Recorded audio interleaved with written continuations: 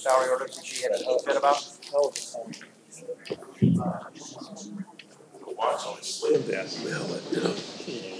What is my How long time to be gone?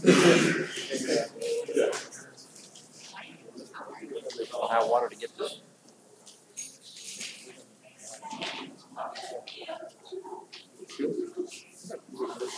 All right, we'll do that. No. All right, give me 1 second, please. I wish this computer would stay alive. The timer on it. Yeah. This Chris had to what you fix mine just, too. what's that? Going to sleep, I don't know, about every 2 minutes. What you handed us? Oh, okay. Yeah, I just want to make sure, so if something were to, everything covered. It's in there for me now. Hey, let's go ahead and start this meeting. December 4th, City Council meeting, 6:30 p.m. Let's all rise for the Pledge of Allegiance. Councilman Zilli, please lead us. I pledge allegiance to the flag of the United States of America and to the republic for which it stands, one nation, under God, indivisible, with liberty and justice for all. So.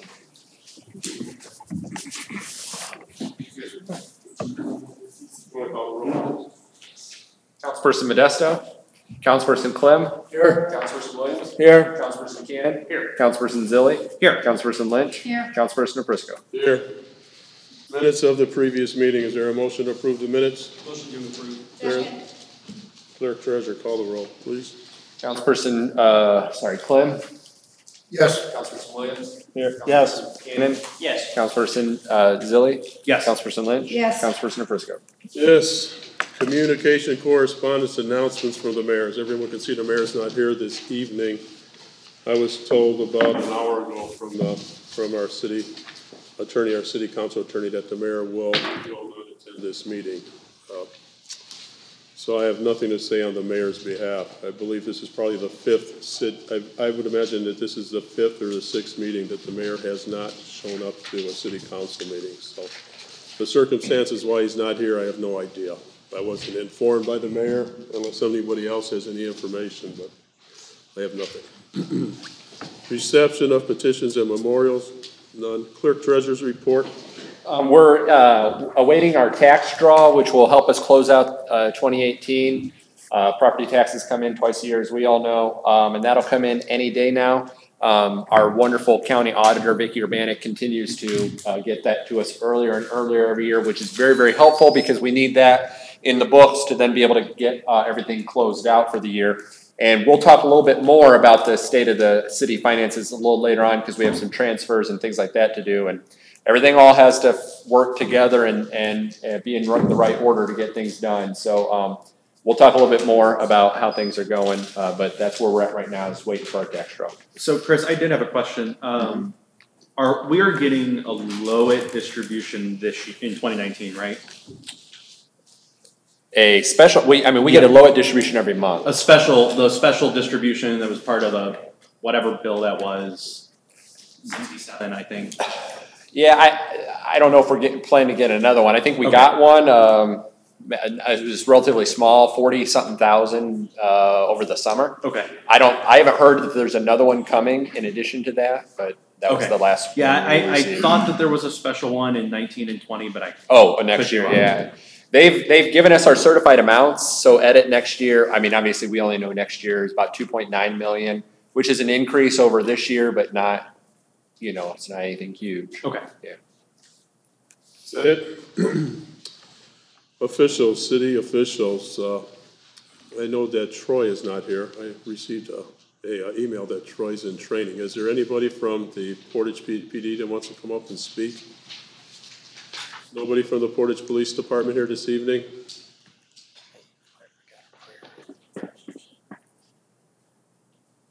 Nobody said nothing to me.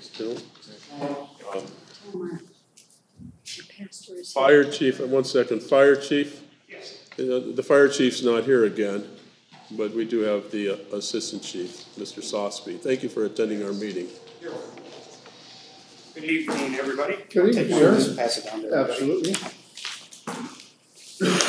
Thank you. Thank you. How's everybody doing this evening? Good? Good. How are you, sir? A little bit going on this past month. What you're getting right now is just a breakdown, a printed out copy of all of our runs for the last month. It breaks down all the calls. We had 32 different types of calls that we were called for. Basically, they're all broken down into about a total of about 60 or 70 different types of calls. We had 39 different types of calls. They could run anywhere from structure fires to EMS calls to just regular calls for service, picking somebody up and putting them back in bed. For the month of November, we had 323 calls. As you can see, the majority of them are EMS calls. We went on 195 of those. There's actually a few more of those because they're broken down into different categories like motor vehicle accidents and such. So that's for you to keep. We also did, we're happy to say that we put our new 75-foot ladder truck into service. Treasurer Stidham was there. We didn't see anybody else there, I don't believe. That was on Wednesday. We spent the previous 2 weeks training on it, put it in service on Wednesday. Still again training on it again today. So we're really happy about that. It was about a 2-year process or more. Actually about a 3-year process, but by the time we finally decided on the specifications and then awarding the bid and having the construction done, it was every bit of 2+ years to get done. So long time coming. It is being housed at Station 1, which is our busiest station. So that will go out the door pretty much about 6 or 7 times a day at least on the average. So pretty happy about that. So Can you, real quick, because we learned something about this truck that's pretty cool in terms of how it will save you worker comp money. Can you tell the council about the cool feature this truck has that will actually save injury and save us money down the road? Yeah, one of the things that this truck has is what they call ergonomic hose load or hose bed. Most ladder trucks, what happens is you put the large diameter hose up on top of the truck, so our firefighters have to climb up there, 8 or 10 feet to get to the top of the truck, pull all the hose up there, which is very heavy. A lot of firefighters fall from that distance, or they pull their back or something like that. This one actually has an ergonomic hose load, which comes out from the center of the vehicle and goes out about 16 feet. And it ends up being right about chest high, and you can load the hose right from the street instead of climbing up on the ladder truck. So, yeah, so hopefully it will save and continue to save workers' comp claims and all that kind of stuff. So, Good. So again, we're real happy about that. Just one other piece of news. We did find out the other day that our water rescue team received a $5,000 grant for training from Walmart. And they're working on that training here very shortly, and hopefully we'll get that going pretty quickly. Nice. Okay. Great. So any questions? Thank you very much. I appreciate you showing up tonight. Thank you. Thanks, Tim. Randy Reeder, how's everything going down there at the street department? Very challenging. I know. You know what? I had talked with Steve last week, and you guys have really had a hard time with all the weather hitting and so forth, with leaves and the rain, the snow.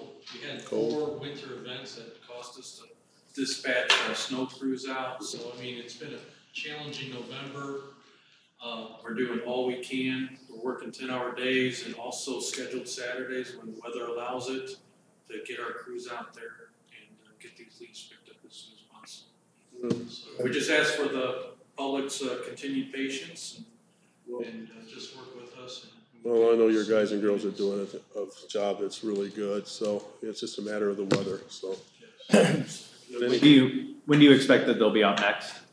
Well, say that. When do you expect they'll be out next doing leaves? Oh, tomorrow. Okay. Tomorrow, yes. We're going to be doing everything we can to pick them up tomorrow. And we do pick them up after snowstorms. We kick off the snow and start with the pile of leaves. So we'll be working tomorrow 10, Thursday 10, Friday 10, and then we have Saturday scheduled for 8, so possibly 10. So. Good. But yes. Are all Good 4 luck, of the man. trucks running now, Randy? We do have one leaf vac that just went down because due to a clutch issue.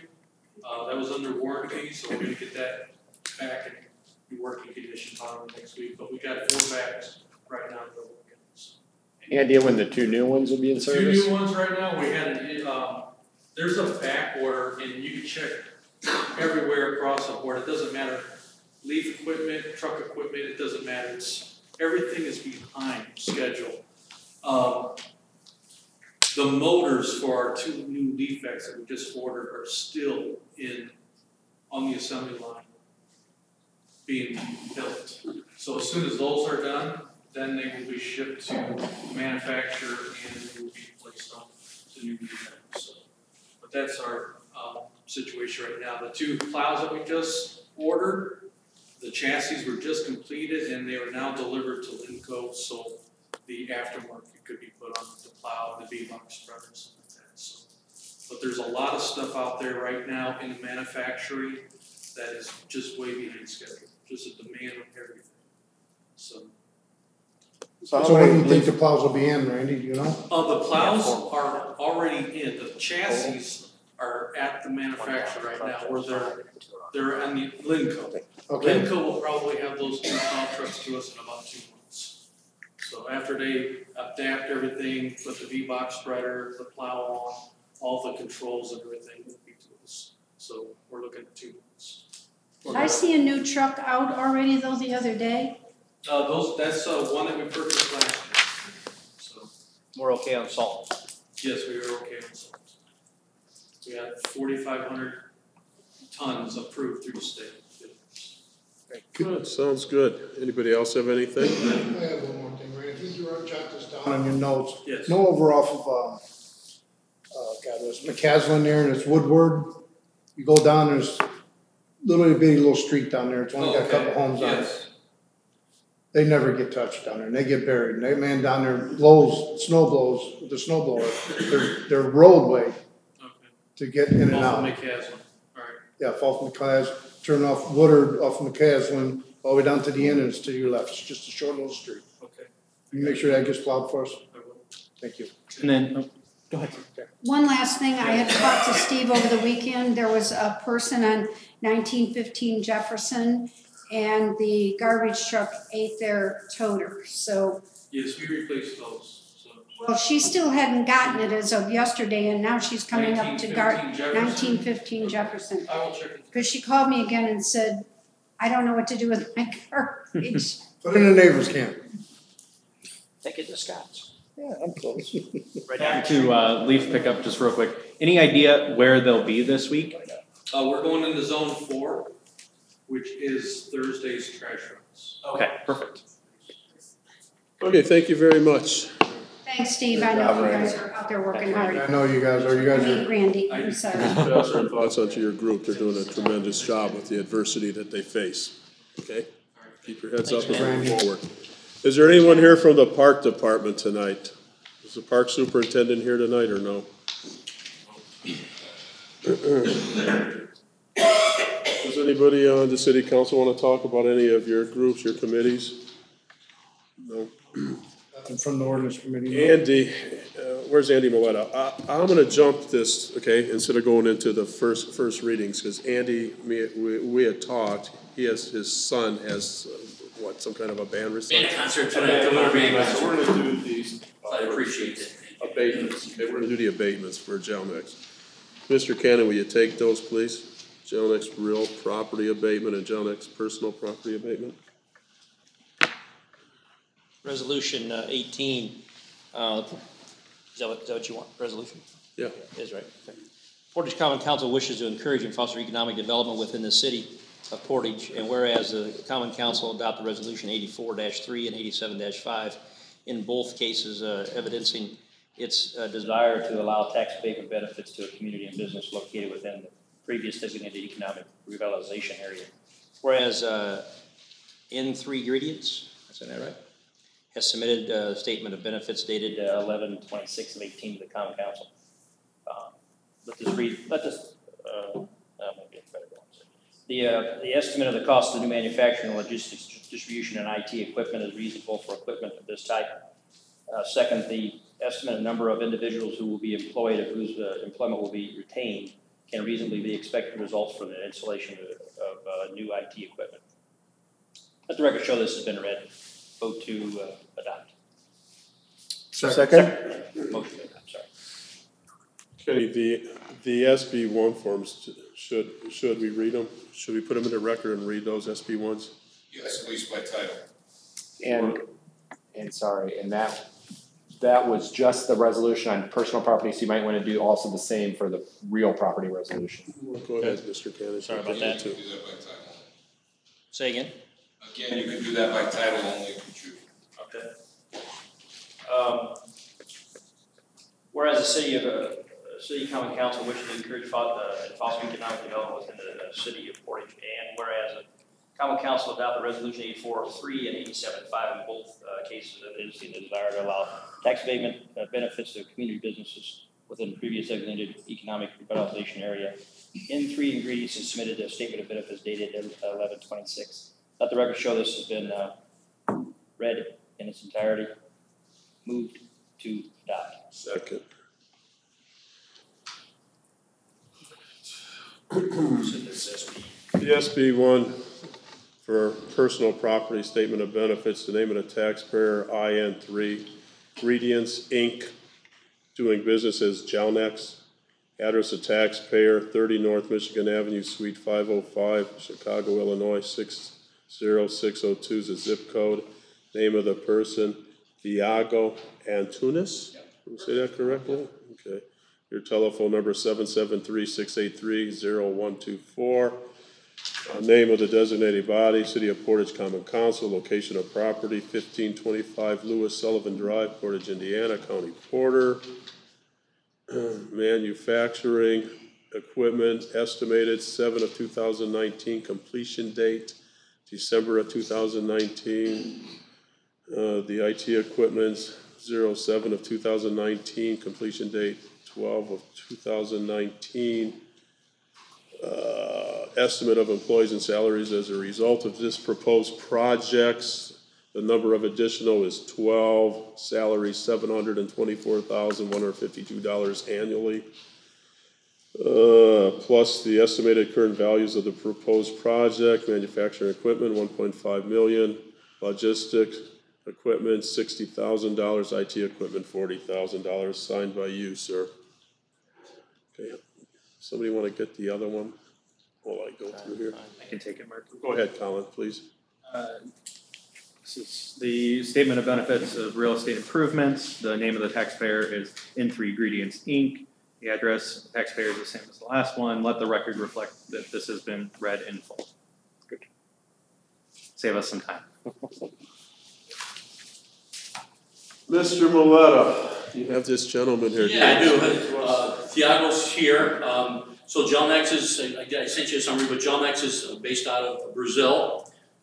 They're looking at the 4-acre parcel over in Ameriplex to build their facility.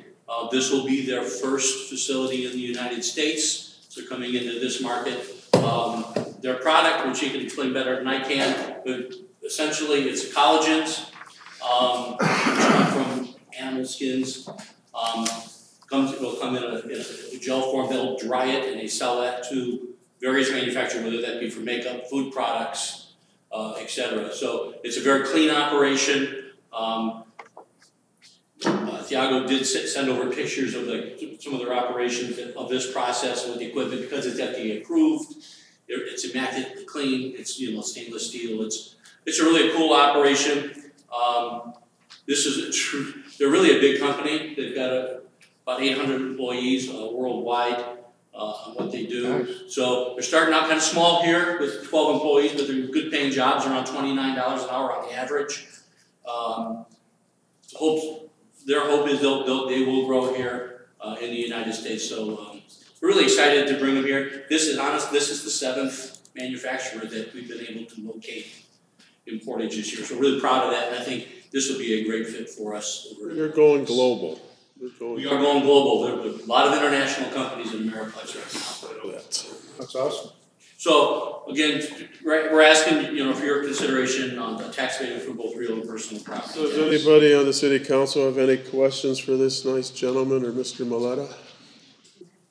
Welcome to Portage. Why don't you call the roll, please? Hold on. Okay, If you could tell, be a commercial for us and tell us why you chose. Absolutely. So John X been in business for over 20 years, mainly in Brazil. Basically all of the operations in Brazil right now.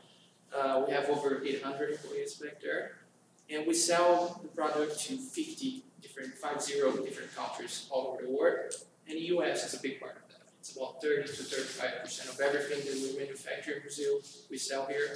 So it's time to start making it here. It's time to start making it here. We've been, Intri Ingredients is actually, we have a sales office in Chicago for a couple of years. Chicagoland, it's a good location for us. And Indiana is the state we want to be. Portage is the perfect location for our distribution. That's pretty much it. About our customers, is a business to business. We sell, name it, Albanese is a big customer of us, Kraft, Kellogg's, so all the big guys. Thank you. How many different locations did you look at before you chose Portage? Different counties in Indiana. So you narrowed it down. Yes, you knew you wanted to be in Indiana? Absolutely. Different places in Illinois, absolutely. Oh, okay. So Portage is, that's where we want to be. You put the hard sell on. Plus, it's close to your home office in Chicago on Michigan Avenue, right? At this point, yes. We'd like to see you move your office. Move your home office here. It's on our mind. Good. So as Andy said, we're starting relatively small. Good. We'll come out and visit you one day. How's that? When you're up and running, I'd like to take a tour of your operation. Okay. Well, thank you for coming this evening. Thank you very much so much. Clerk Treasurer, do me a favor and call the roll, please. Councilperson Clem? Is this on Yes. both of them? Yes, on both of them, yeah. Councilperson Williams? Oh, Yes. Councilperson Cannon? Yes. Councilperson Zilli? Yes. Councilperson Lynch? Yes. Councilperson Briscoe? Yes. Thank you, sir. Thanks, guys. Be careful driving home. Okay, take care. Thank you, Andy. Go have fun with your son. Okay? Thanks, Andy, for everything. Thanks, pal. Introduction of ordinances. First reading. 2019 elected officer. Wait, sir, are you a pastor that came here for us tonight to say a prayer? And I apologize because I wasn't contacted by the mayor's office or his clerk or whatever he would have up there, Amanda, and I apologize. Do you want to come forward, though? And again, I apologize. If it wasn't mentioned it to be Miss Lynch. Thank you. Thank you, Mr. Chairman. Yeah. So let's just take a moment in prayer, shall we? And first and foremost, Heavenly Father, is that we want to take a moment of silence to reflect upon our former president, George H.W. Bush, and his passing, and our prayers are out to his family. So we take a moment in reflection.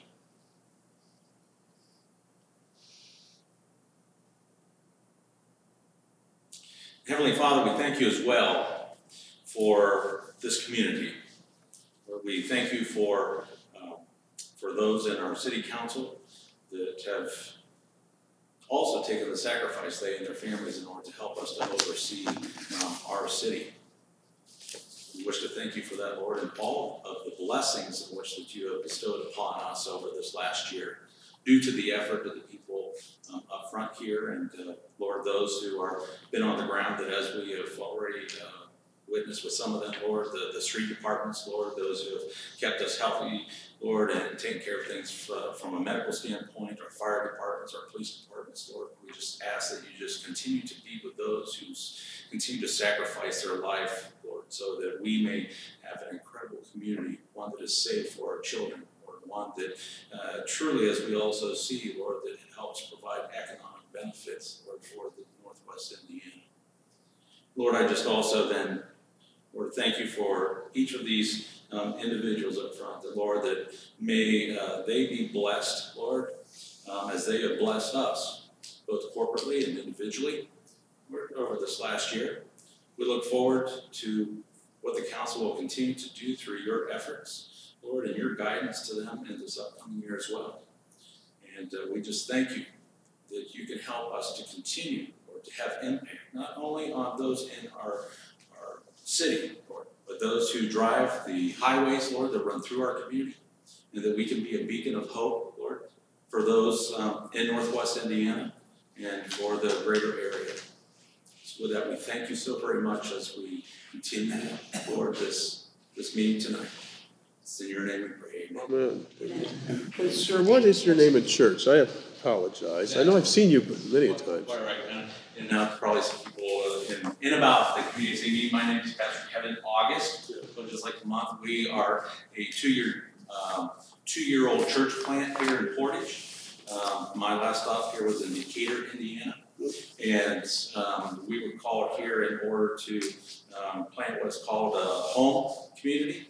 And what that is that we actually worship in the homes with the expectation that as we grow, then we plant in other homes throughout the community so that we can have a grassroots effect on our community in order to affect them in that way. So, thank you very much. Appreciate it. Thank you. Nice job. Thank you. Thank you. Alrighty. Introduction of ordinances. First reading 2019 elected officer salary ordinance number 18. An ordinance establishing the salaries of elected city officials of the city of Portage, Porter County, Indiana for the year 2019. Be it, and it is hereby ordained by the Common Council of the City of Portage, Porter County, Indiana as follows. Section 1, ordinance 17-24 is hereby repealed in its entirety. Section 2, that from the first pay date in January of 2019 through the last pay date in December of 2019, a salary and pay schedule for the elected officers of the City of Portage, Porter County, Indiana be fixed as follows. Office of the Mayor. Position Mayor, annual maximum $83,466.23. His week, his pay is $3,210.23 every second week. Clerk Treasurer, annual maximum $77,404.56. His pay is $2,977 every second week. Common Council, annual maximum $17,077.50 with our pay at $656.82 every second week. Let the record show that this ordinance is read in full. Motion to adopt. To suspend. Second. Clerk, call the roll. Sorry. Councilperson Clem? Yes. Councilperson Williams? Yes. Councilperson Cannon? Yes. Councilperson Zilli? Yes. Councilperson Lynch? Yes. Councilperson Briscoe? Yes. Motion to adopt. Second. Mr. Elwood, I see you stood up to come to the podium. Thank you. The last couple days, there's been dialogue. I've received calls from many of you sitting up here, this council, the city council. A dialogue going back, like I said, the last 2 or 3 days. Yesterday, I contacted our attorney, Mr. Elwood. And Kenny, do you want to go ahead and speak? Yeah, so I took a look, and I was familiar with the statute previously, but I took a look at IC 36-4-7-2C, IC 36-4-7-2A. And generally, just to summarize those, they basically say that you cannot reduce an elected official's salary. And the premise, the concept behind this is that the city council is elected, perhaps a mayor or a clerk treasurer is elected, we're not happy with that election result, council goes in and reduces their salary. It's a little bit different, you're reducing your own salaries by this ordinance, but I do believe the statute still applies. A little bit of, I guess, wiggle room. I'm not advising you that it would apply. I think the statute suggests you cannot lower a salary, but it does talk about total compensation. And I will tell you that your last ordinance set forth the city council salary at $16,500 and utility at $5,000. Hopefully tonight you will approve the transition plan, which will cease the council acting as the Utility Services Board. I know that's one of the rationales for doing this, but I do believe, looking at the law in general, it is improper for you to reduce even your own salaries. So Ken, in your opinion, if we do this, what could happen to us? I mean, I don't know that the state's gonna order you to take the money. I think that if somebody sued you, a resident, to get a judge to order you to take more, I guess that could happen, but that's where you're at. Not going to happen. You probably are likely to also be put it on the Board of Accounts, I would imagine. 10 to 15 years, I think, is the sentence. Mayor. So your legal opinion then, just, again, what's your legal opinion? You cannot reduce your salary. Cannot reduce their salary?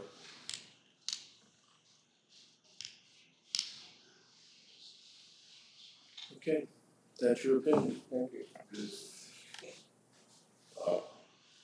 Just for the record, for a lot of people, when we talk about this, back a year ago, take all this for the history's sake. Last year when we did this for us, this board functioned for the USB, the Utility Service Board, and at that time, for all the work that this city council did, we gave ourselves a raise, which was added to it. During that period of time, we put a lot of effort and a lot of work into it. It was pretty much the same amount of money that the previous board did.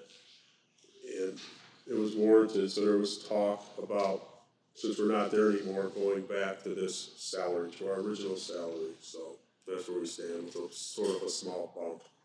3%, right? 3.5, yeah, so. What kind of, Mr. Elwood, what kind of trouble can we get in, since you're telling us that it's not right to vote on this, it's illegal? What kind of trouble can we get in if we vote for this? I mean, should we just? Well, there's no personal liability, certainly. As I indicated, somebody who has standing, a resident, could sue you and get a judgment from a court saying that you must take the additional money. I don't see that happening. The more likely scenario is that the State Board of Accounts could write you up. I won't comment on their teeth. So they're not gonna throw any of these guys or girls off to jail? No. Okay. Alright. Okay, thank you. Go ahead, Paul. They do that when they send me to jail for this. I'm saying Ken Elwood said I'm not going to jail for this. 3200 Willow Creek Road. Clerk Treasurer, any other discussion? Yeah, so I just a small comment. Did the Utility Service Board pay the city for the $5,000 for each of us? So it was I believe it was $10,000 for our clerk treasurer. It was $5,000 for us. So what was the total on that? $45,000, something like that. 40. Okay, 40,000. Did the Utility Service Board pay the city? They will this later this month when they settle up. The utility pays the city money every year for pilot money and things like that, and we settled it up in December. So later this year, well, later this month, I should say, it'll settle up. So yeah. So the Utility Service Board will pay the city. That's right. I think it's 45. Doing math in my head, right? Okay. That it? 35 is 45. Oh, my is Or 7 hours. So I've seen 6. It's only 6 years, so That's right. Yeah. Clerk Treasurer, 45. Clerk Treasurer, please call the roll. Councilperson, I messed up the whole round robin thing today, so we're just going to go straight. So Councilperson Clem. Yes. Councilperson Williams. Yes. Councilperson Cannon. No. Councilperson Zilli. Yes. Councilperson Lynch. Yes. Councilperson Nabrisco. Yes. Second reading, 2019 employee salaries. Pat, I know you gave us something earlier, just I did. Is the same ordinance that's on our? It is. It's on, it's in our Dropbox, yeah. I just brought it along just so if there's any interference or anything with that. Well, do you want to go ahead and read it, just by title only or whatever, or however you want to do it, okay? Thank you, sir. This is the mayor's salary ordinance for his administration. An ordinance to establish the amount of salaries and compensation to be paid to all appointed employees and officers in the city of Portage, Portage County, Indiana. for the year 2019. Let it be adhered and ordained to a common council of the city of Portage, Portage County, Indiana as follows. Salary schedule presented by James Snyder, Mayor, to the Portage Council, City of Portage, Portage County, Indiana. I understand James Snyder, Mayor of City of Portage, Portage County, Indiana, as required by IC 36-4-7-3 by Acts of 1980, PL 212. Section 3 and IC 36-8-3-3 by Acts of 1981, PL 309. Section 52, hereby fix the salaries and pay schedule for appointed officers and employees of the City of Portage, Portage County, Indiana, beginning to the first date of January 19th through the last pay date of December 2019. As requested, such salaries, rates approved by the Common Council, approve or make a motion to approve as written. Can I get a second? Second.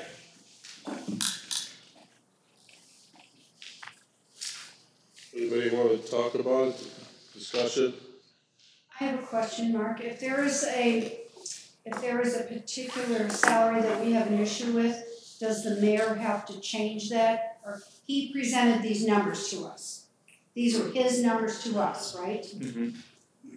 So we can't change them without him approving that, We can right? only decrease. You can only decrease. You cannot Can't increase. Correct, he could then veto if he chose to, you have to override that veto. Yeah. But he doesn't have to specifically agree to your reductions. So I guess my next question would be, can we pass this and request that the mayor bring an updated ordinance to us in January for a specific position? Can he present an ordinance to us in January that increases the assistant chief for fire specifically to be in line with what the assistant police chief and the assistant street superintendent is? Can he do that? If you're looking to reduce them, you should amend the ordinance. No. If you are looking to increase some position, you cannot. So yes, you should approve this one with a request of the mayor to increase. Got it. Okay. But we'll have to vote on that. He can't just do it. Correct. Yeah, you'll have to vote on it in January if he sends it with it. Yes. Can we put that in motion form, or does that have to be we're requesting you do this type of thing? I would suggest you approve the ordinance by motion and then make a separate motion to ask him to increase that position. In an amendment, I'd like to make a change to this ordinance by lowering. My amendment is basically for a couple reasons. Fire chief, okay? I asked the mayor several times, I've emailed the mayor on the status of our fire chief, his employment status. Those emails were sent out to everybody sitting up here, okay? I've got nothing back from the mayor. I talked to members of the rank and file from that group, the fire department. Chief Pfeiffer months ago sent a letter that he's resigning, that he's giving up his spot, okay? Chief Pfeiffer hasn't attended a city council meeting for probably 5 to 6 months at this meeting. I applaud the assistant fire chief for coming to these meetings and his staff. I applaud the men and women that work for that group, for keeping the services going for public safety for the city of Portage and the people who live in our city. I do not believe a raise is warranted for the current leadership for Mr. Pfeiffer for the position of fire chief at this time. The mayor has not attended a city council meeting for months, okay? He hasn't been here for months. I have questions that I would like to ask him in public. He has not been here. I've talked to the clerk treasurer about this position. Next year, if there's a change in fire chief, when Mr. Pfeiffer truly resigns, as that's what I've heard from the rank and file, we can give that 3.5%. Correct, clerk treasurer? Yeah, subject to what we just talked about, absolutely. Once again, I mean, to be quite honest with you, that leadership spot should be attended, You're either gonna do it or you're not gonna do it. And in this case, if he worked for me in business, in any business that I've ever been in, he wouldn't have a job. Second thing is the police chief. I'd like to see his current money's the same, not giving the police chief a 3.5% raise. It has nothing to do with the Facebook post on a personal level with me. There's issues with that group. Back on November the 18th, there was an article in the Northwest Indiana Times. The United States case 2:16-CR-00160-JVB-JEM, document 180, filed 11/18, by the United States of America versus John Cortina and James Snyder. Cause number again 2:16-CR-160, government, Santiago Proffer, filed through Philip C. Benson, Assistant United States Attorney. In that, there's mention of public officials 1 and public officials 2. And what this document was an 83-page document. 83 pages. And in there, this document discusses towing. Bribery charges of towing, okay? The conclusion of the 83-page it says that the evidence summarized above establishes by a preponderance of the evidence that James Snyder, John Cortina, public official 1 and public official 2 conspired and are engaged in a scheme joint venture as charged in counts 1 and 2 of the indictment, or acted as agents of Snyder in furtherance of the above described joint criminal activity. Therefore, pursuant to the above Santiago analysis, statements made by Snyder, Cortina, public official 1 and public official 2 should be found admissible. These were tapes that were taken. The Portage PD is in charge of towing.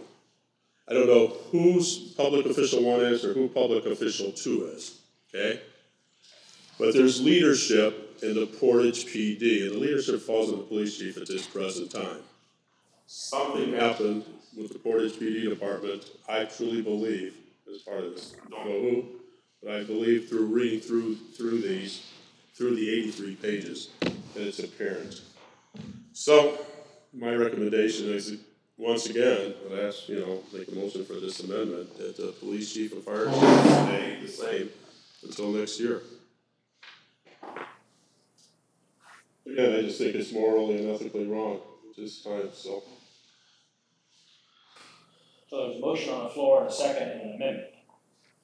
So the amendment needs a second. Right. No second. Dies. Okay. Going back to the original one. Now the motion, yes. So we need a motion. There's a motion to suspend. Is that voted on? No, there's a second reading, motion to adopt. Second reading, so motion to approve, so yeah, we'll do the motion. Unless there's further discussion. Okay. Does anyone else want to discuss it? Go ahead and call the roll. Councilperson Clem? Yes. Councilperson Williams? Yes. Councilperson Cannon? Yes. Councilperson Zilli? Yes. Councilperson Lynch? Yes. Councilperson Briscoe? No. And then I'd like to make a motion to request that the mayor present a salary ordinance with Assistant Chief Fire to be listed at $71,485 as opposed to $68,827.50. Where does that number come up? Well, so if you look at Assistant Chief Police at $73,485, if you look at Assistant Superintendent Street at $73,485. We need to bring parity to our department heads. I mean, you look at fire chief and police chief, there's a, I'm doing the math in my head, $1,300 difference. But the parity between assistant chief and the 2 other assistant superintendents is $5,000. So I think we should request that the mayor present us an ordinance to bring that into a little less of a difference. I mean, $5,000 is a significant difference between the assistant department head at one department and the assistant department head at another, especially police and fire. What was your number again, Colin? 71,485. which is 2,000 under assistant police chief and assistant street superintendent. And how did you come up with that number? Yeah, that's what I asked first. So I initially saw 73,485. There are two assistant fire chiefs as opposed to one assistant police chief and one assistant street superintendent. But that's. So who are you trying to raise? Hold on, that still The doesn't. assistant fire chiefs. It still doesn't explain how you came up with a 71,480. So, Right, that number. so the difference would be $2,000. It would be a $1,000 difference between each. This is just the number that I mean, I can come up with a more specific number. But as soon as I took a look at this, I mean, it's pretty glaring that assistant chief fire is $5,000 less than the assistant police chief and the assistant street superintendent. They're both. Is it average between the two, or is it? Or is it just? $2,000 less. There are two assistant fire chiefs as opposed to one assistant police chief, one assistant. The goal is just to try to establish some level of parity. Yeah, I mean, $5,000 that's a significant difference between two assistant department heads. I mean, fire chief and police chief, they both oversee roughly the same number of employees. They're both emergency management chiefs, and their assistants are significantly different. Now, I understand Ted Uzelak as assistant chief has taken on those roles, hence why we have increased his salary, or we requested the mayor increase that salary. We're not using names, by the way. These are positions, these are officers of. So assistant salary police ordinance. chief. And if we're gonna do that, never mind, I'm done. I'm not gonna say nothing. Make your request. I did. Did you get a second? You just wanna get a hold of the mayor, contact them on that? I'm just doing my. It should be in the form of a motion, second. If it doesn't pass, he can then ask as an individual council member, but he's made the motion, so we should ask for a second. I'll second that motion. Any discussion? All those, why don't you call the roll, please? Councilperson Clem? Yes. Councilperson Williams? Yes. Councilperson Cannon? Yes. Councilperson Zilli? Yes. Councilperson Lynch? Yes. Councilperson Nabisco? Yes. Thank you. Resolutions, introduction of resolutions, Marina Shores, Go ahead. I think he's going out too. lot 17, property, real property. Marina Shores, lot 37, real property. Scott, will you take those, please? Thank you, sir. I'll read there's two resolutions for two different lots in Marina Shores, so I'll read both the resolutions.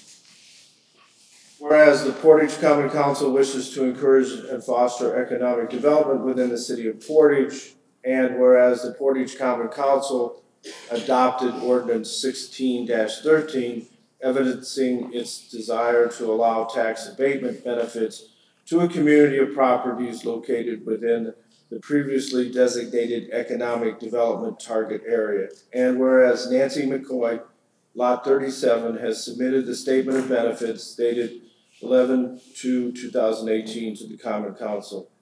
I'll let the record reflect that this resolution has been read in its entirety. Motion to adopt. Second. Any discussion? Chris, do you have a little more insight onto this of we're giving these people an abatement for their homes? I have no other insight other than, just that. This is part of This is the same Marina Shores ones you guys have been That voting we've on been for the doing past, before. yeah. Okay. The difference is these are, names now. yeah, these are actual lot owners who are building as opposed to the builder, Okay. yeah.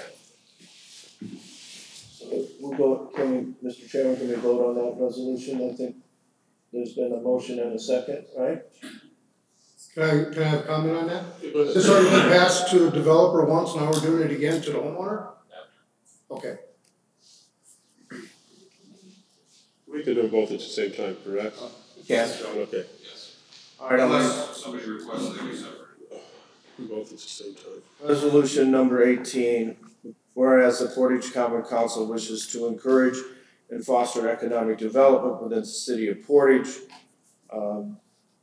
Whereas the Portage Common Council adopted ordinance 16-13, evidencing its desire to allow tax abatement benefits to a community of properties located within the previously designated economic development target area.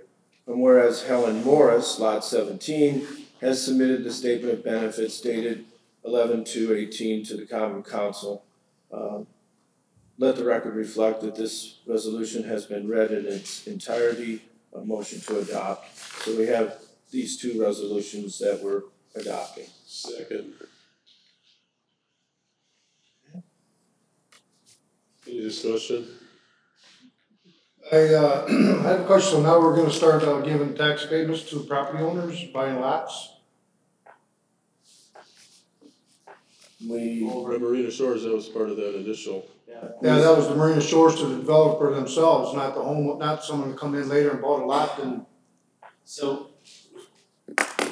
I think, Pat, what you're getting at, because I was confused myself at first. When we originally passed this, Marina Shores owned all of the lots. Mm-hmm. But part of it was when they sell the lots, the homeowner is actually applying for the tax abatement. This is the first instance where somebody's building a house. In the past, they've all been model homes that Marina Shores has been building. That's my understanding. I could be wrong. Correct. That is correct? Yeah, correct. Okay. As long as we're not doing double dipping here, that's. No, we're not. Okay. No. Is this falling under that same, where we first had 18 months and then we extended it? Are they into this little extension period? Is that what that is? Or are we just gonna, is this gonna continue on? Yeah, when is that statement over? I thought we gave them another, I didn't support it, but. No, Dave's back there. April 30th. 30th. So after April 30th, no more of these. And the council has done a homeowner before. In June, we had an individual homeowner, so that had applied. It just depends on how they buy the lot, if they bought it or if the developer's building it. Okay, would you call the roll, please? Councilperson Clem? Yes. Councilperson Williams? Yes. Councilperson Cannon? Yes. Councilperson Zilli? No. Councilperson Lynch? No. Councilperson Nafrisco? Yes. Public hearing. For additional. Calling a public hearing for additional appropriation number 4, resolution 18, whereas it has been determined that it is now necessary to appropriate more money than was originally appropriated in the annual budget. Now therefore, Section 1, be it resolved by the Common Council of the City of Portage, Porter County, Indiana, that for the expenses of said municipal corporation, the following additional sums of money are hereby appropriated in order set apart out of the several funds or fund herein named, and for purposes herein specified, subject to the laws governing same.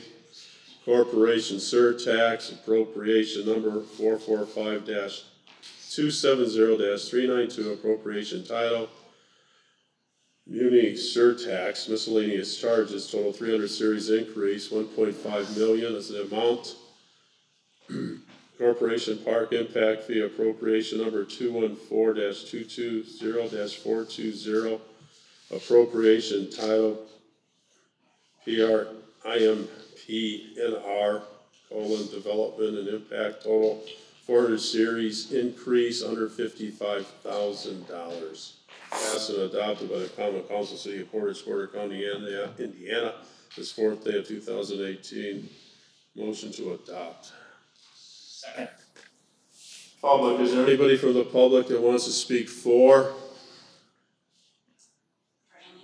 No, not just, no, just on this ordinance, or just on this resolution. Is there anybody in the public that wants to speak against? Anybody in the council have anything? I have a question, Chris.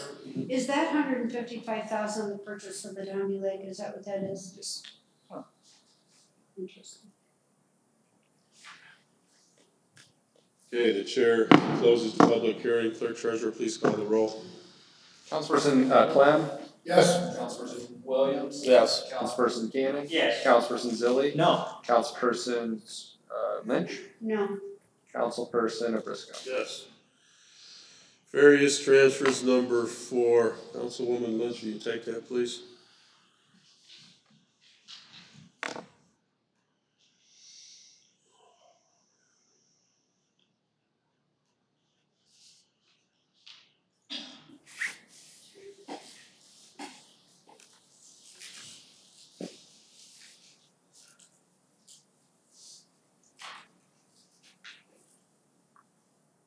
he ask somebody to read it? Did you ask? Yes. Yes, Councilperson Lynch. Oh, I'm sorry, I didn't hear you. I apologize. Oh, it's okay, Whereas certain, are we on Barry's transfers 4? Yes. Whereas certain extraordinary emergencies have developed since the adoption of the existing 2018 annual budget, so that it is now necessary to appropriate more money than was appropriated in the 2018 annual budget. Now therefore, to meet such extraordinary emergencies, Section 1, be it ordained by the Common City Council of Portage, Porter County, Indiana, that for the expenses of said municipal corporation, the following additional sums of money are hereby appropriated and ordered set apart out of the several funds or fund herein named, and for the purposes herein specified, subject to the laws governing the same. Let the record show this has been read in its entirety. Motion to. Motion to adopt. Second. Any discussion? Clerk, please call the roll. I was gonna explain it, yeah, just so everyone. So this was, obviously it's many transfers. This is our annual kind of trying to cobble all the money together that we can to get the bills paid through the end of the year. We will not be able to pay everything, so we're gonna carry over bills into next year. I don't know yet what that number is gonna be.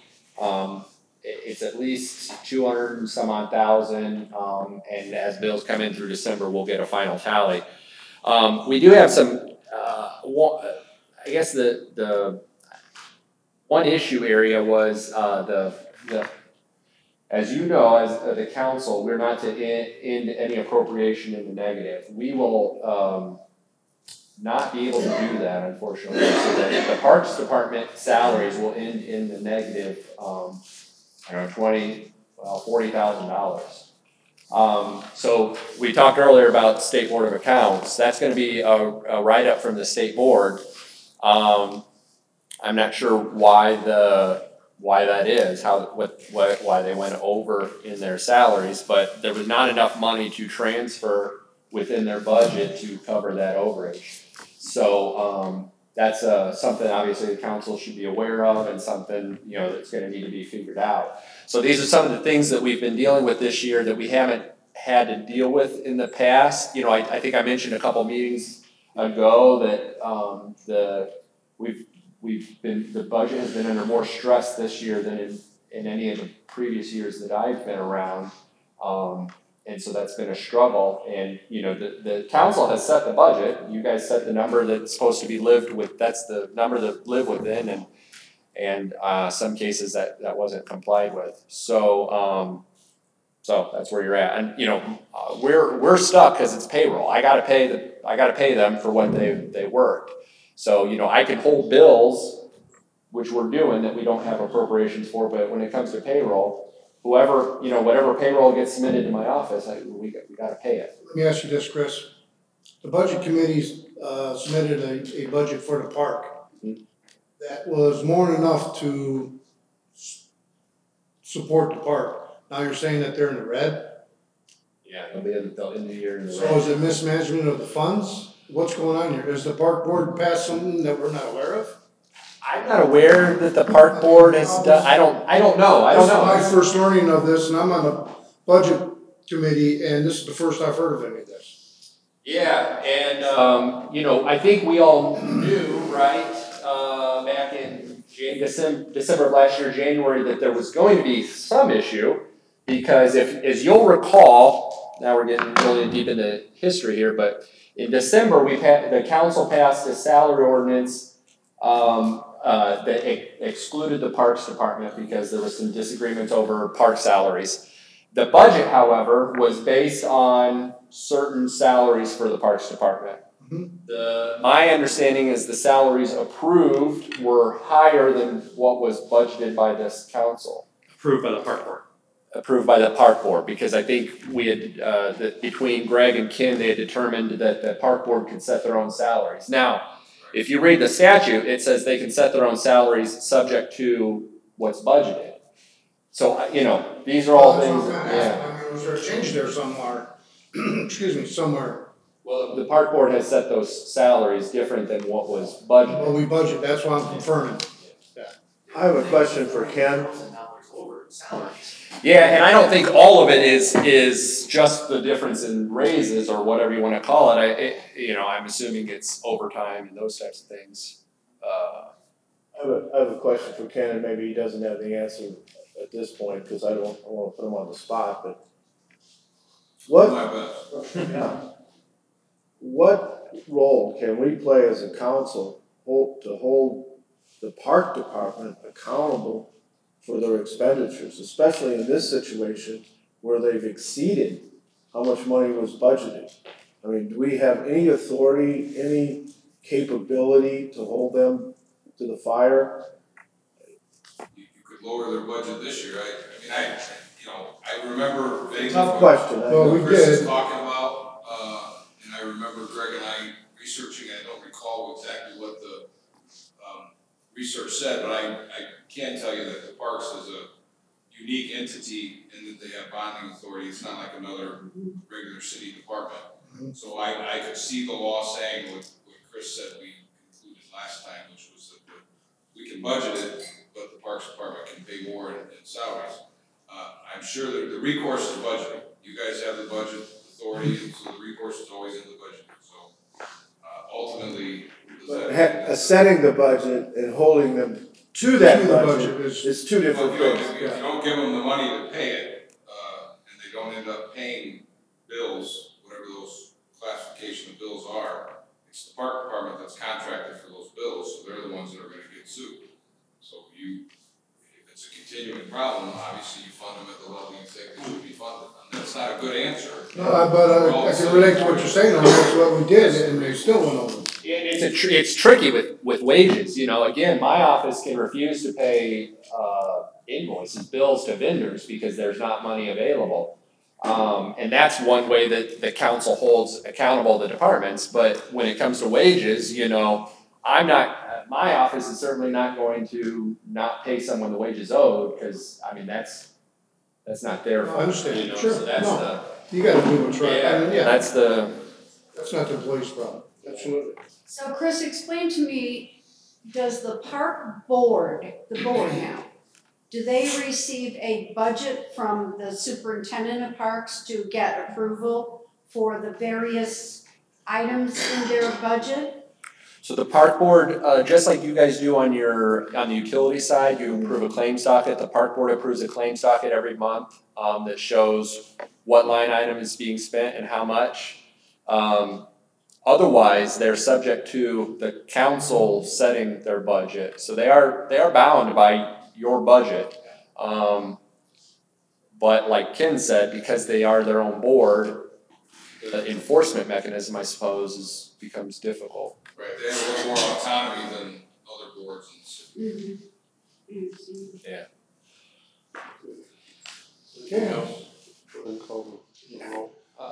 Councilperson Clem? Yes. Councilperson Williams? What are we voting on, just for clarification, please? We're voting on just generally the transfers that will put everything balanced, minus the ones we've talked about. Thank you. Yes. Councilperson Cannon? Yes. Councilperson Zilli? Yes. Councilperson Lynch? Yes. Councilperson Abruzzo? Yes, temporary interfund loans, resolution 18, a resolution authorizing temporary interfund loans. Whereas the following temporary interfund loans are necessary for the purpose of maintaining cash operating balances of funds herein named. Now therefore be resolved by the Common Council, City of Portage, Indiana, that the clerk treasurer is hereby authorized to make the following temporary loans. Such loans to be secured by pledge of revenues to be received, which are not otherwise allocated and be repaid on or before December 31st of 2018. Date 11/29/18 to general from police pension amount $260,000. Date 11/29/2018 to general from cable TV $100,000. Date 11/29/2018 to MVH from CCI $50,000. Date 11/29/18 to Park General from CCI $25,000. Date 11/29/18 Riverboat to Riverboat from police pension $140,000. Date 11/29/2018 to Edith from fire pension $40,000, passed and adopted by the Common Council of the City of Portage, Porter County, Indiana, this fourth day of December 2018. Motion to adopt. Second. You need one still? No, we need a second. I thought I heard one. I thought I heard second too. You looked at me like, Who was second? I got it as Pat. yeah, that's fine. I'm okay with that. Yeah, there's been a motion and a second. Go ahead, Councilman Cannon. So we're borrowing from the police pension fund $260,000 and put it in the general fund. We're actually borrowing.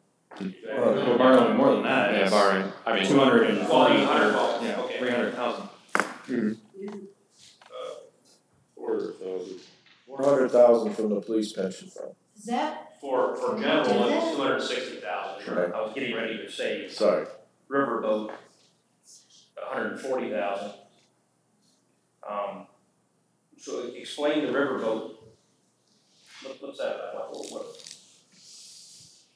Maybe for everybody else there, why are we taking from that? Why are we borrowing from a pension fund to give to Alliance and riverboat? Yeah, so you're not giving, so, as we've talked, you'll recall that the state board has now requested these be approved each month, these temporary loans.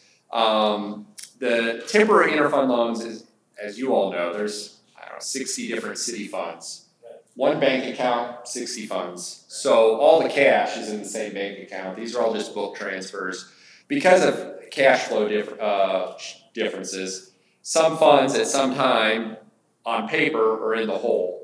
And the state requires at the end of each month those to be brought to at least zero balance. Because for instance, riverboat, you don't get your riverboat distribution until the end of the year. So you're always, you run negative. General fund, we don't get tax draws except in May and, in June and December. So, in November, the general fund always runs short, just like in May it runs short because we're waiting to get that big tax draw. So, you just balance out the books to make it all work. These are all paper transfers, there's no cash actually moving, and they all must be repaid by the end of the year, so they all have to be repaid by in 30 days or 28 days or so. So how much will we get from the riverboat? $218,166. So we already transferred in June the other in 140 and to. Well, the reason Riverboat didn't have any expenditures until November, and so that's why now it has 140 expenditures in it. Just out of curiosity, what do we spend that money on? Riverboat goes on for employee health insurance. All of it, yeah. So yeah, it all has to be paid back by December, except for, as you'll notice, or as you'll recall from now I'm just opening a can of worms. So from year to year, in January, we have to sometimes extend temporary loans. And so we had talked about this during the budget session. The general fund is going to carry over into next year some deficit. We know that right now. So that's why it won't be the pension funds to get paid back. It'll be something like cigarette tax or cable TV. That's why it's so important. I know we talked about it in maybe May or June about requests to do an additional appropriation, I think, out of cable TV, because it seemed like there was a cash balance in there. And I was opposed to doing that to some extent because those cash balances are extraordinarily important for this very reason, to help us cash flow our money month to month. If we spend down all of our accounts to zero, we don't have money in between to make ends meet. So it's really, really, really important that we keep our cash reserves as much as possible. I know it's hard, and sometimes there's a want to try to spend that, but it's really important we keep some cash reserves because these cash flow issues are very important. That's what allows us to make payroll, things like that. So, well, thank you, Clerk Treasurer, for your clarification. Giving us a little history once again on the budget. Well, we read that out loud in public, here. Yeah, sure. It's kind of Sure. kind of frightening to your pension funds going down. I don't want to have that out. No, and let me just say about our police and fire pension funds are both extraordinarily healthy. In fact, both of them probably have excess balances, $300,000 or $400,000. Now we can't touch that; that stays there permanently. But that's good that we have very healthy pension funds. Yeah. Glad you put that in the lockbox. Yeah. That's right. You want to call the roll, please? Councilperson Clem. No. Councilperson, Williams. Yes. Councilperson Cannon. Yes. Councilperson Zilli. Yes. Councilperson Lynch. Yes. Councilperson Abruzzo. Yes. Business, old business, unfinished business, I don't believe there is any. Anybody up here have anything new? USB transition settlement, I'll go ahead and make a motion that we go ahead and approve as a city council body the USB transition settlement. We already did it earlier today at the USB meeting. Attorney Elwood, go ahead and speak, please. Thank you, President Briscoe. So, if you recall, the mayor sued the city council in March of 2018 to disband the USB and move it back into two separate boards. It had been the USB only since 2010. And so, through that lawsuit, there were various agreements by the city council to try to avoid the occurrence of or incurring attorney fees. And that started with an agreement on the preliminary injunction in May, and then continued with another agreement until August, and then we finally went to mediation to put the final transition plan together. And so you've been presented that agreement, and this is we're asking you to approve that. So effective January 1, we will now have a sanitary board and a stormwater. Motion to approve. Oh, we don't have a second, do we? We need a second. I make a motion to approve. Oh. Is there a second? I'll second. Any further discussion? If not, clerk treasurer. And these will go back to citizen boards, correct? Maybe explain kind of what the work looks like for the folks, going back to citizen boards. Yeah, I would call this a citizen board back. So generally, the stormwater board is required to be chaired by the mayor, and it is two mayoral appointments and himself. The sanitary board is 2 council appointments, and the mayor also must chair that. Okay, thanks. Wait, Ken, real quick. Is by statute the mayor has to chair the stormwater board, or the mayor gets to choose to appoint himself? No, by statute, I believe, the stormwater or the. You said stormwater to begin with. It's not required that he chair the stormwater board because there is appointments, you would assume. Sanitary board has to be chaired by him with 2 council appointments. Thank you. Should have clarified that. And let me just say, we just talked about money and finances and whatever, and not to sound like a broken record, but, city funds are all about prioritizing. As we know, they're not endless, and we have to all live within our budget, just like we were just jumping up and down on the Parks Department for not living on their budget.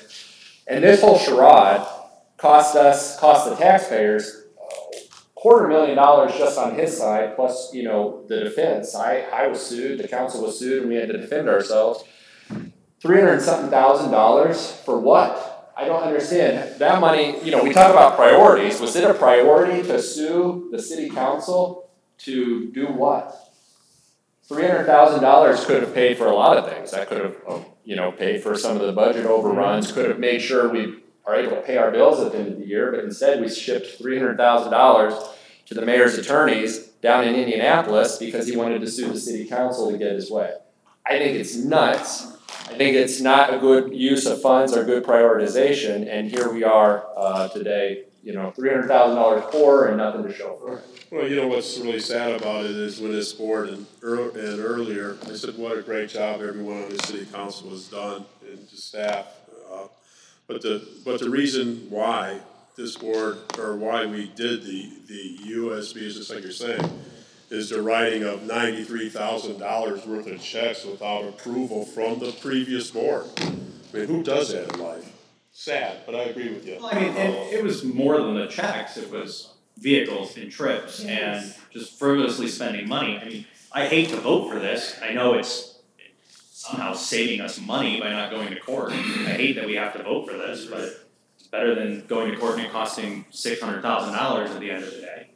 I applaud all of you for a job well done. Go ahead and call the roll. Chris, just so the folks know, what fund did this, the $250,000 was, you said, what fund did that come out of? It's up to the stormwater board, I suppose.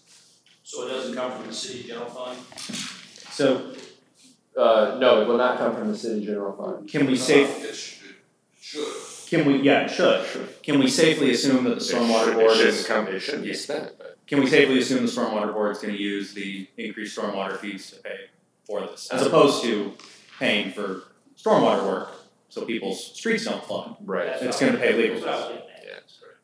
Oh, come on. I mean, I think. Escrow, correct? Yeah, I think it's important, I mean, I don't think the stormwater board should be paying this bill to begin with. No. They're not the client of this attorney. The mayor retained this attorney, and he should find room in his legal budget that the council has set. I think it's what, $140,000? Correct me if yeah. We should be paying it out of that, it should be paid out of that, he retained him as the office of the mayor, not the stormwater board. So, or just the mayor shouldn't sue the city council. Or that, should yeah, just be a given, but. It's a sad situation, we'll move on, hopefully things will be changing before you know it, so. Councilperson Clem. Let's see, what was it? I'm sorry, excuse me. To approve the transition. Oh, yeah, yes, transition, yeah. Yes. Yes. Councilperson Zilli. Yes. Councilperson Lynch. Yes. Councilperson Nabrisco. Yes. Taxpayers, notice to taxpayers, there isn't any remonstrances, reception of remonstrances, public input, or any other business. This is a time for anybody in the audience that wants to speak. I ask you that you limit your time, you come forward and speak, give us your name and where you reside. No, come on, yeah. Okay, what's your name, miss? My name is Linda Rollins. And where's your home for you? I actually live in South Haven. Okay. And I'm kind of split between Portage, South Haven, and Belleville. We both live in that Portage. also live in Portage. Okay. I think our concern is, we came here, we really kind of don't know where we belong. I guess the topic is the opiate crisis. Every meeting I've been to, nobody seems to know who is going to address that. And I want to know if you know and what direction you're going to go in this upcoming year. What do we get about the opiate crisis? Because there are people that have chronic pain that are suffering because of this, and I think we need to be heard, not just the fact that they're saying. I think it's just easy to say it's opiate crisis without any real proof of it. It's the opiate crisis. So then what are you asking for? Excuse me. I wanted to know, does Portage have something set up for that, or is there a plan to have something? Yes, there is, okay. Councilman Zilli? Our police department, actually, we have adopted the PARI model. So what, in a nutshell, what it is if somebody comes forward to the police department and is seeking treatment help, and, I'm sorry, you're shaking your head, I'm sorry. Because right away it goes to the addict. What about the chronic pain patients who are suffering now? No, I'm getting to that. I'm just telling you what we currently have. So we have the PARI model in place. So if somebody comes forward and is seeking treatment, we'll take you to a treatment center. We have an intake procedure. But we also, in addition to that, if you do have any drug paraphernalia on your person, we'll enter that into evidence, but you are never charged with a crime, and they never retroactively charge you with a crime. So that's what we currently have in place.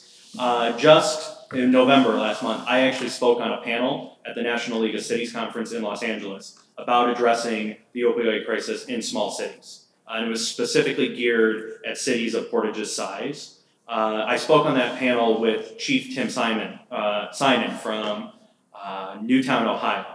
And I'm actually putting him in contact with our chief of police so we can figure out what other communities are doing to help address this issue, not just on the drug treatment side, but in general, because we're not doing a good job of it to begin with. We're not doing anything. And it's about connecting with healthcare professionals to make sure that they understand how to properly write prescriptions to begin with. It starts with kids when we're writing prescriptions for painkillers for surgery for a 30-day prescription when they probably only need a 3 or 4 day prescription. So when I spoke on that panel, I brought back a lot of information. So we'll be connecting with Chief Williams, with Chief Simon, and other people that I spoke on the panel with. It was a great presentation. I was really happy to be a part of it. Yeah, a lot of what you're talking about is they want people to go to and say, I want treatment, but basically they want you to say that you're an addict, and a pain patient isn't an addict. Yep. You know, I think if they do the research, people in pain do not overdose. They don't. They've got all these options out there available. You have your pain pumps, you have your spinal cord stimulators. I went through everything that was available to me. They gave me a pain pump. I didn't want to carry around a bucket of liquid medicine. I wanted somebody to help me get better. They gave me a spinal cord stimulator. The first one they gave me was on a recall. It caused me to fall and fracture my nose. I fell and broke my arm. It put 7 holes in my heart. I have a new stimulator now, but I will never know if the possibility of that stimulator would ever work because of the damage that the first one caused. So there's a problem out there, and my heart goes out to every person that's lost somebody to a drug overdose, but I didn't give it to them. And these doctors are so afraid now to help us. Now all of a sudden we're the bad guys. It's almost like it's population control, and we've been picked out to be the bad ones. So that's what we're trying to figure out. Who is going to step up and say, these people are real, and who's going to help us? We pay taxes. I pay taxes. We all pay taxes. We deserve to be here too. Absolutely. Thank you. Is that it? Thank you for your time. Okay. Is there anybody else who wants to speak? My name is Mary Hollis Akers. I've resided in Portage for over 40 years. Where's your home located, your address? 3089 Hickory Street. Okay, thank you. Mary, could you spell your last Mary name? Ellis. Ellis, thank you. Alice. Mary Alice. Ellis, okay. Thank you. That's my first name. Mary Ellen's your first name. Mary Alice. Oh, Mary Alice. Mary Alice. A-L-I-C-E. Yes. And your last name? Akers. Akers, okay. Well, go ahead. I was on pain medication for over 20 years because back in the days, your general doctor could prescribe pain medication for you. And I never had a problem except when people helped themselves to my medication. I never abused my medicine, not one time in over 20 years. When it said, take this many, and at the end of the month, I had enough to last me till the end of the month. Now, it's been taken from me because of the government, because of the way the system is chose to operate. Because of it being taken from me, I can no longer go to my backyard. I can't, I'm walking with 2 canes. I use a wheelchair in my house because I can't function without the stuff anymore. It's a travesty. Something needs to be done, and it isn't an opiate crisis. Because what you're talking about, sir, is about for addicts. And I completely hear you on that. I was just telling you what we currently have. Yeah. I wasn't commenting on that's all we need. I'm just saying. What about for those of us that are suffering? And that's why you're here, so we can start addressing this. Thank you. Thank you for your time. Anybody else from the public care to speak? Go ahead, Ms. Williams.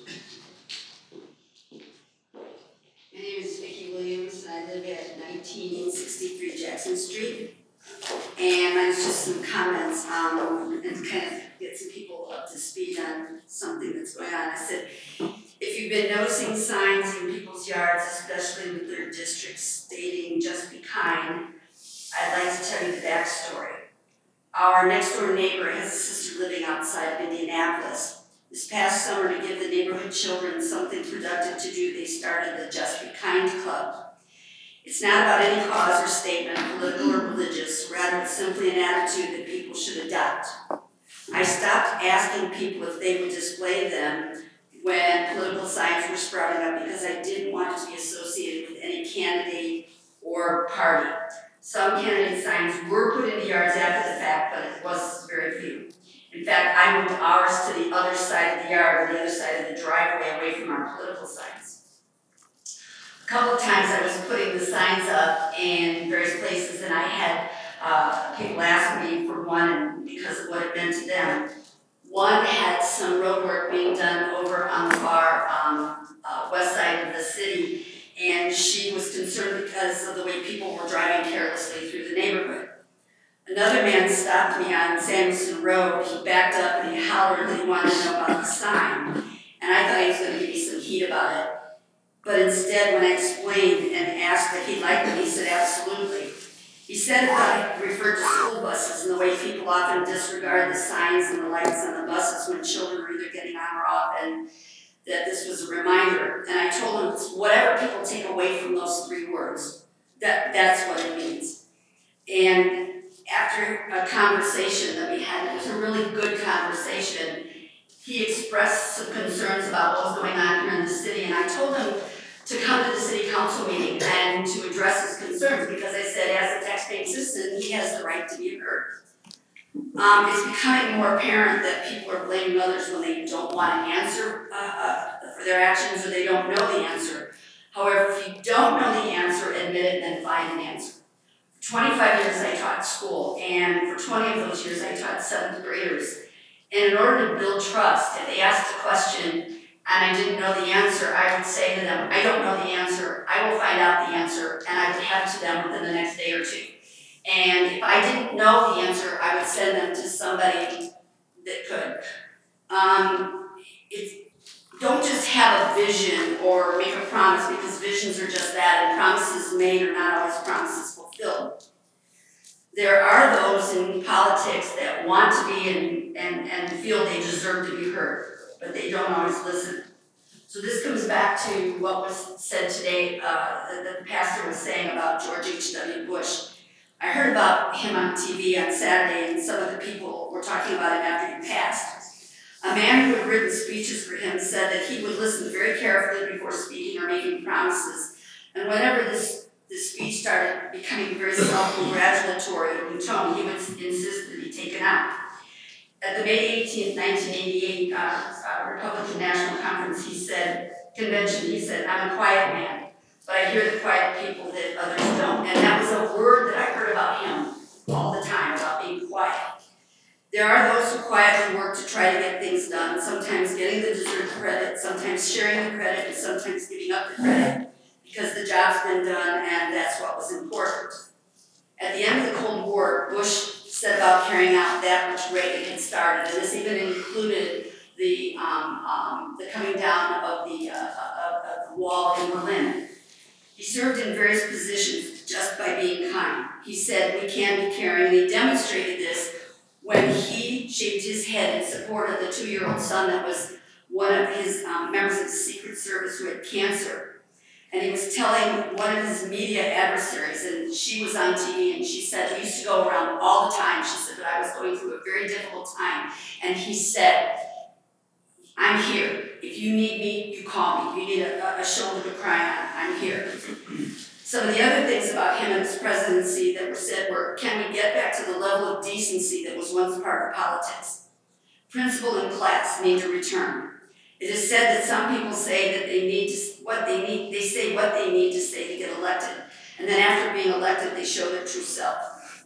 He did have to change things, such as what he said, read my lips, no new taxes, but it did work out. He was one of those people, even if you didn't agree with what his policies were politically, you couldn't dislike him personally. And all you had to do was look at his wife, Barbara, who was a very, very gracious woman. He demonstrated that it's not always about being first or being the best or being the loudest. And I know that because having taught my students, I would always say to them, I'm a loud person, but there's different from being loud just to be heard or to dominate a conversation. I would sometimes stop and say nothing when it started to become adversarial, and I was a firm believer that sometimes the quietest voice in the room is actually the loudest. Saying nothing sometimes is often louder than saying something, and it doesn't mean you're losing. In fact, by diffusing a situation, either by stop talking or by using humor and not disrespecting the other person, shows that you are the adult in the room. Often my husband and I have heated discussions, and that's my husband, about what's happening in the city. Sometimes we've been on different sides, but as was said about Bush and those in government, when when 6 o'clock came around, political discussions stopped. Then we were friends. He and I both became the adult in the room. And by the way, your mouse on your computer wouldn't work as it needed to be charged. So I just wanted to let you know. Don't ever let it happen again. I'll work on that. Maybe this is where we, as the adults in the room, need to start doing more listening and less talking. Knowing when to set aside our differences. Not acting as though we are the only ones who care or who are the good guys. Our lives should be more about being truthful and by setting a good example for our children and doing what benefits others and not just ourselves. Stop denying, pretending as if it isn't me or I knew nothing about what was going on. And stop throwing people under the bus. It's time to just be kind. Thank you. Thank you. Thank you, Give your name and your address, please. Name and address, William Feckley, 3888 Stadium, Portage, Indiana. I have just a few questions I would like to ask of Mr. Opresko. It pertains to the utility board. Number one, when you took over the utility board, what the courts ruled against you doing was wrong, $5,000 bonus. Have you given that all back to the city where it belongs? Excuse me, which court ruled that it's wrong? You gave yourselves a $5,000 bonus, you know you did. We gave everybody that. Everybody on this board had a $5,000 bonus. Do you have your facts straight? What did you do that? You're asking me. You gave yourself a bonus, what did you do? I give myself a bonus. This whole board took a $5,000 raise for the work we did because of the inadequacy of the mayor's board. Okay? It wasn't just me. I think it's important to correct that no court has ruled on. And I ask you a question. You're accusing me of taking $5,000. What? No, you said I did a $5,000 bonus. You said I took a When you took the board over. I took the board over or the city council took the board? You gave yourselves a $5,000 raise or you gave yourselves a $5,000 bonus? Now, if taking it over was wrong, why isn't it giving you $5,000? No judge has ordered that it was wrong. No judge has ruled that we were wrong. We entered I'm sure he would agree with you. We entered into an agreement, if I could I'm just trying to answer your question.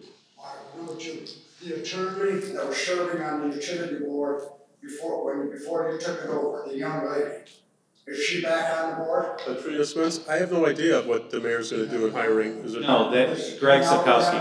Okay, now we can tell. you want me to speak now? First of all, I'll address your first question.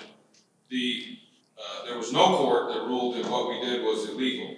This board, this council made an agreement to avoid further attorney fees so that this money could go to projects.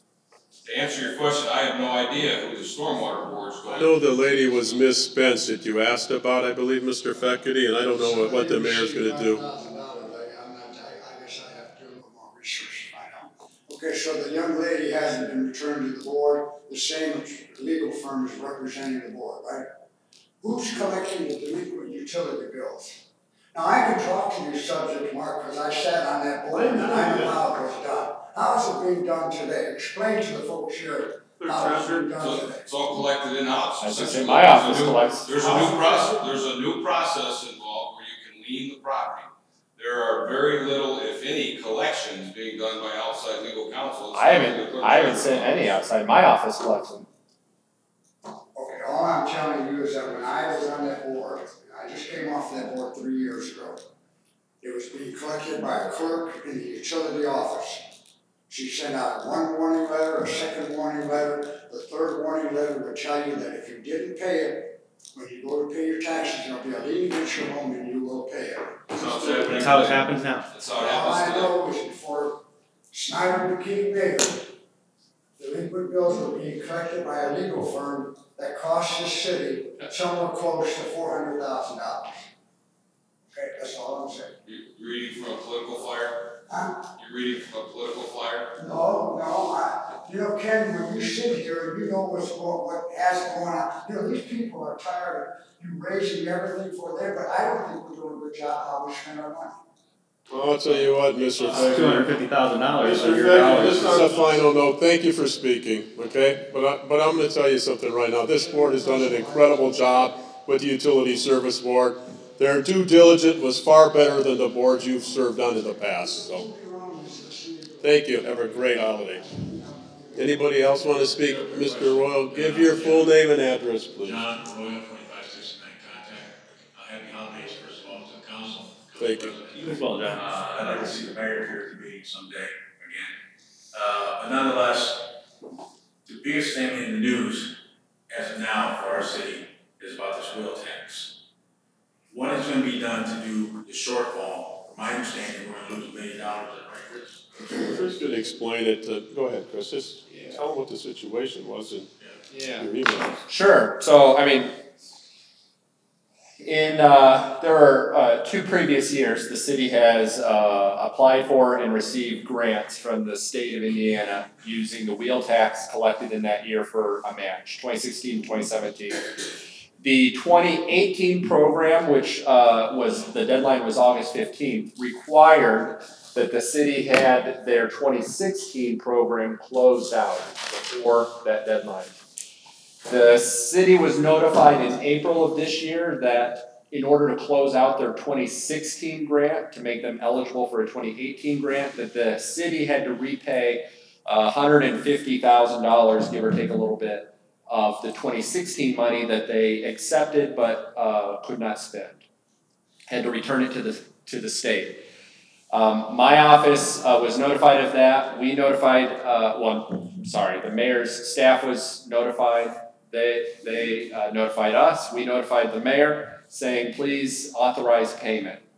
We sent 9 pages worth of emails to the mayor's office between April and August, and the payment was authorized August 22nd. By law, my office can't cut a check without authorization. I can't decide how money is spent. I can only cut the checks that I'm told to cut. So when we were told to cut the check on August 22nd, we cut the check immediately and paid it. Unfortunately, it was 7 days past the deadline. So that's what you read about in the paper. We were found to be ineligible for $1 million grant from the state for 2018.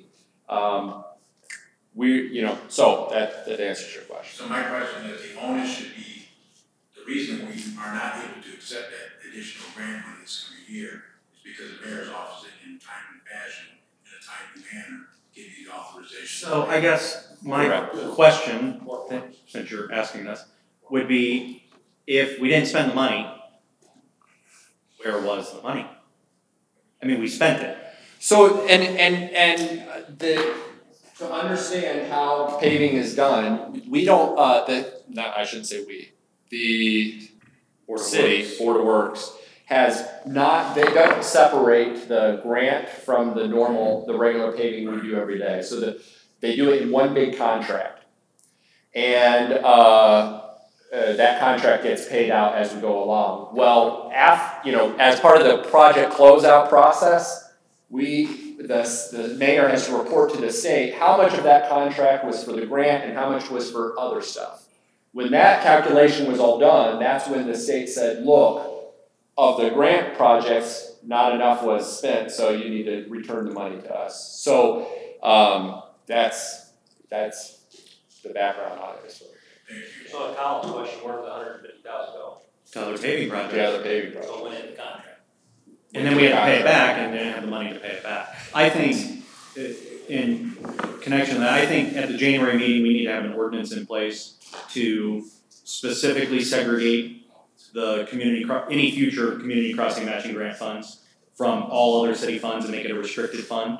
So this can't happen. You can only spend that money on what the grant is for. And if there's money left over because we didn't spend all the grant money, you write the check back. And that's a good idea. And let me just clarify, just so everyone knows, that would not have prevented what happened. Because again, even if the money was sitting there clear as day, my office, by law, cannot cut any checks that I'm not authorized to cut. So I guess with a restricted fund. So that's a good idea. Absolutely. Yeah. With the council, do we have any way to prevent restricted fund money from being spent without it being approved by the city council? Ken? Is that a thing? Can we prevent restricted fund money from being spent by another board? Can we be the only authorizing body to spend those funds? Is there a way to do that? Yeah, I think we could appropriate it that way with restrictions. Okay. Sure. Because I know the Board of Works approves these, and then they approve the claims and Chris pays. Restrict the funds. So not to put you on the spot, Chris, and I apologize if you don't know the answer to this for asking, but how much money did we collect in wheel tax money in 16, 17? 16-0 because you adopted it in 16. So 17 approximately 850 and approximately same for 18. You're on track to collect the same for 18.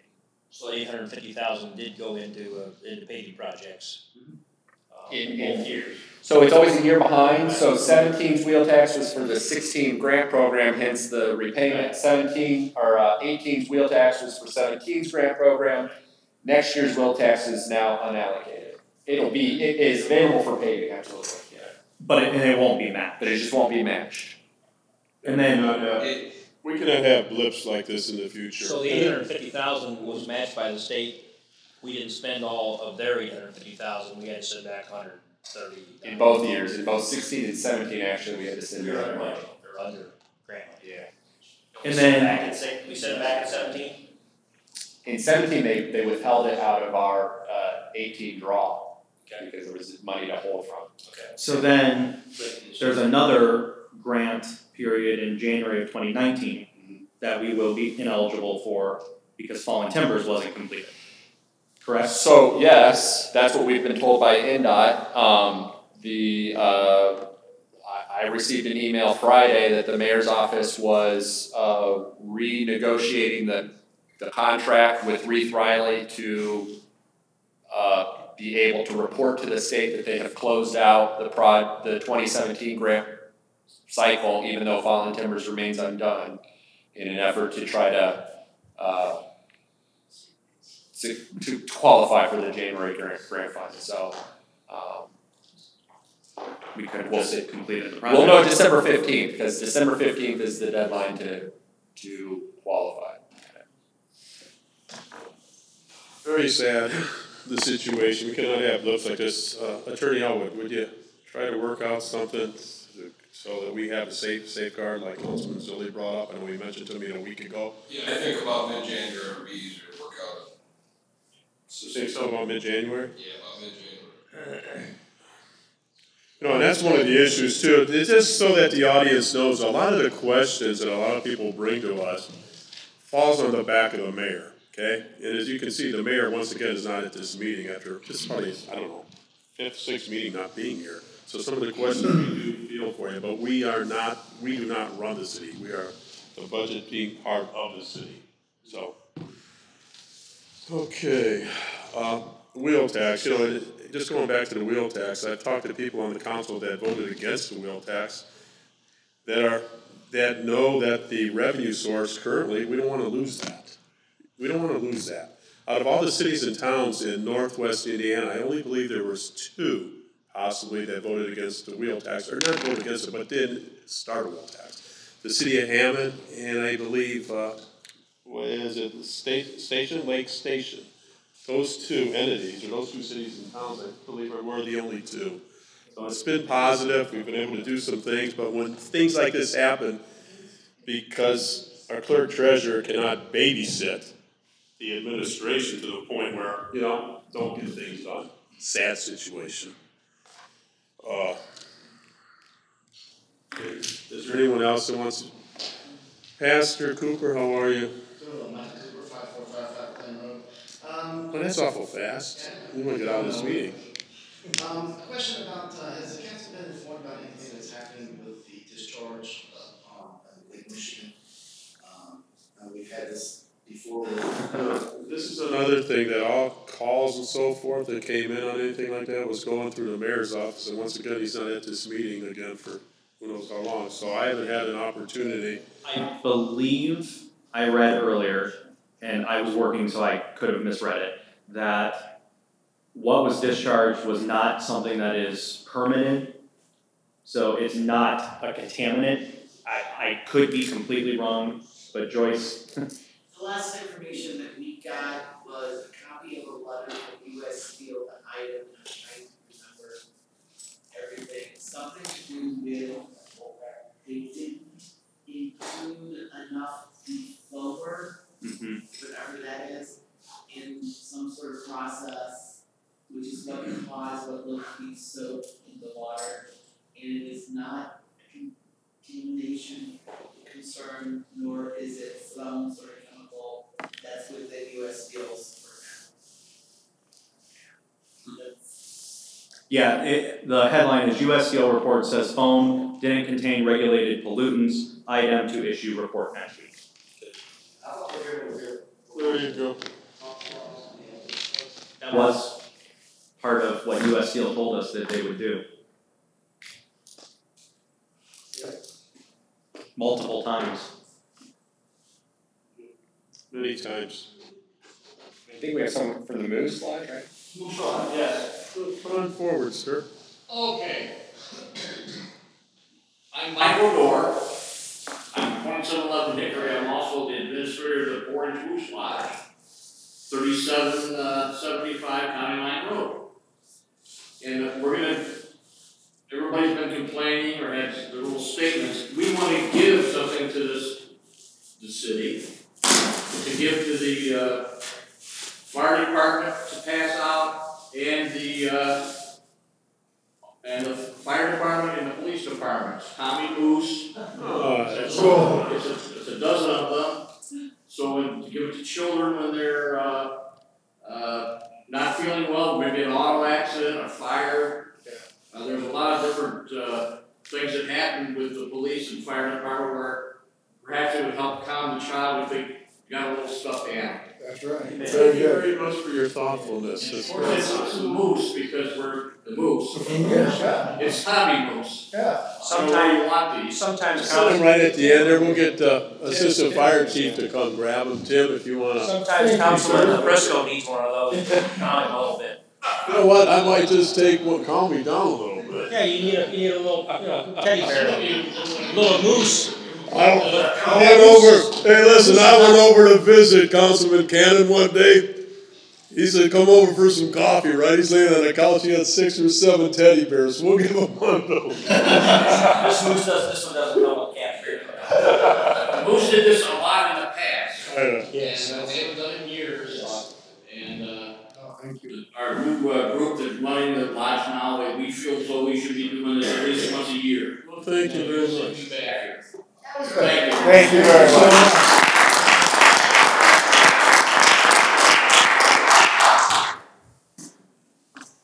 Okay, is there anybody else that wants to speak from the public? Motion to adjourn. Second. All those in favor say aye. Aye.